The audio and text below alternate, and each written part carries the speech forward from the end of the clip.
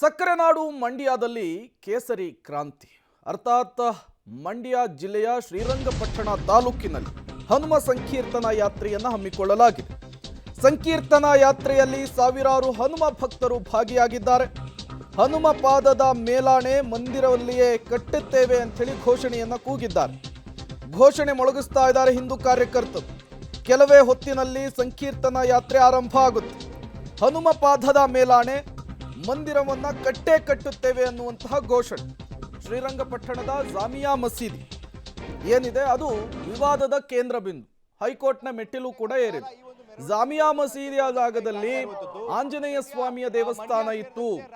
ಜಾಮಿಯಾ ಮಸೀದಿಯನ್ನ ಕೆಡವಬೇಕು, ಆಂಜನೇಯ ಸ್ವಾಮಿ ದೇವಸ್ಥಾನವನ್ನ ಕಟ್ಟಬೇಕು ಅನ್ನೋದು ಹಿಂದೂ ಪರ ಸಂಘಟನೆಯ ಕಾರ್ಯಕರ್ತರ ಹಲವು ವರ್ಷಗಳ ಒತ್ತಾಯ, ಆಗ್ರಹ. ಅದೇ ನಿಟ್ಟಿನಲ್ಲಿಯೇ ಇವತ್ತಿನ ಈ ಸಂಕೀರ್ತನ ಯಾತ್ರೆಯಲ್ಲೂ ಆ ವಿಚಾರ ಪ್ರಸ್ತಾಪವಾಗಿದೆ. ಹನುಮ ಪಾದದ ಮೇಲಾಣೆ ಮಂದಿರವನ್ನು ನಾವು ಕಟ್ಟೇ ಕಟ್ತೇವೆ ಅಂಥೇಳಿ ಘೋಷಣೆಗಳು ಕೂಡ ಕೇಳಿ ಬಂದಿರುವಂಥದ್ದು.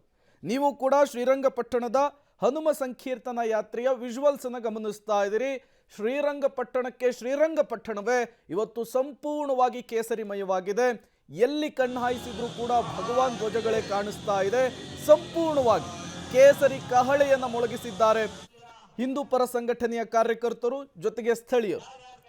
ಇವತ್ತು ಶ್ರೀರಂಗಪಟ್ಟಣದಲ್ಲಿ ಹನುಮ ಸಂಕೀರ್ತನ ಯಾತ್ರೆಯನ್ನು ಹಮ್ಮಿಕೊಂಡಿರುವಂತಹದ್ದು ಕೇವಲ ಶ್ರೀರಂಗಪಟ್ಟಣ ಮಾತ್ರ ಅಲ್ಲ, ಚಿಕ್ಕಮಗಳೂರಿನಲ್ಲೂ ಕೂಡ ದತ್ತಪೀಠ ಇದೆ.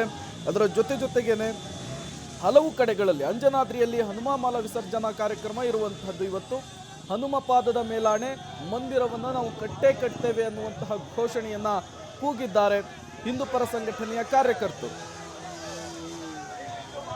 ಮತ್ತಷ್ಟು ಡೀಟೇಲ್ಸ್ ಅನ್ನು ಕೊಡ್ತಾರೆ ನಮ್ಮ ಮಂಡ್ಯ ಪ್ರತಿನಿಧಿ ರೋಹಿತ್, ನೇರ ಸಂಪರ್ಕದಲ್ಲಿ ಜಾಯಿನ್ ಆಗಿದ್ದಾರೆ. ರೋಹಿತ್, ಯಾವ ರೀತಿ ಇದೆ ಜೋಶ್? ಜೊತೆಗೆ ಪ್ರಮುಖವಾಗಿ ಸಂಕೀರ್ತನ ಯಾತ್ರೆ ಎಷ್ಟು ಗಂಟೆಗೆ ಆರಂಭ ಆಗುತ್ತೆ, ಯಾರೆಲ್ಲ ಭಾಗಿಯಾಗ್ತಿದ್ದಾರೆ ಅಂತ? ಪ್ರೇಮ್, ಹಲವು ವರ್ಷಗಳಿಂದಲೂ ಕೂಡ ಹಿಂದೂ ಜಾಗರಣ ವೇದಿಕೆ ಈ ಒಂದು ಸಂಕೀರ್ತನ ಯಾತ್ರೆಯನ್ನ ಮಾಡ್ಕೊಂಡು ಬರ್ತಾ ಇದೆ. ಅದೇ ನಿಟ್ಟಿನಲ್ಲಿ ಈ ವರ್ಷವೂ ಕೂಡ ಸಂಕೀರ್ತನ ಯಾತ್ರೆಯನ್ನ ಮಾಡ್ತಾ ಇರುವಂತದ್ದು.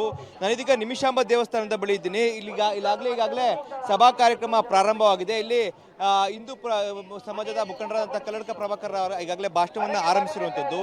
ಈ ಭಾಷಣ ಮುಗಿದ ಬಳಿಕವಾಗಿ ಈ ಒಂದು ಮೆರವಣಿಗೆ ಸ್ಟಾರ್ಟ್ ಆಗುತ್ತೆ.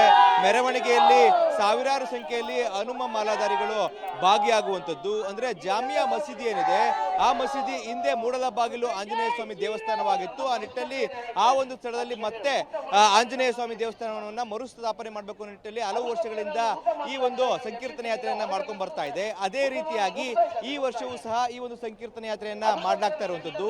ಇದೀಗ ಸಭಾ ಕಾರ್ಯಕ್ರಮವನ್ನ ಉದ್ದೇಶಿಸಿ ಕಲ್ಲಡ್ಕ ಪ್ರಭಾಕರ್ ಅವರು ಮಾತಾಡ್ತಾ ಇದ್ದಾರೆ.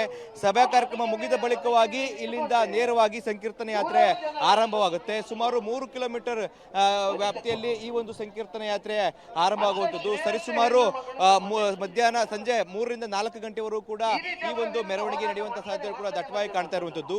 ಪ್ರತಿ ವರ್ಷದಂತೆ ಈ ವರ್ಷವೂ ಕೂಡ ಸಾವಿರಾರು ಸಂಖ್ಯೆಯಲ್ಲಿ ಮಂಡ್ಯ, ಮೈಸೂರು, ಚಾಮರಾಜನಗರ, ರಾಮನಗರ ಮತ್ತೆ ಕೊಡಗು ಭಾಗಗಳಿಂದ ಸಾವಿರಾರು ಸಂಖ್ಯೆಯಲ್ಲಿ ಮಾಲಾಧಾರಿಗಳು ಬಂದಿರುವಂತದ್ದು. ಕಳೆದ ಒಂದು ವಾರದಿಂದಲೂ ಕೂಡ ಇವರೆಲ್ಲರೂ ಕೂಡ ಒಂದಷ್ಟು ಕಠಿಣ ವ್ರತದಲ್ಲಿ ಇರ್ತಾರೆ.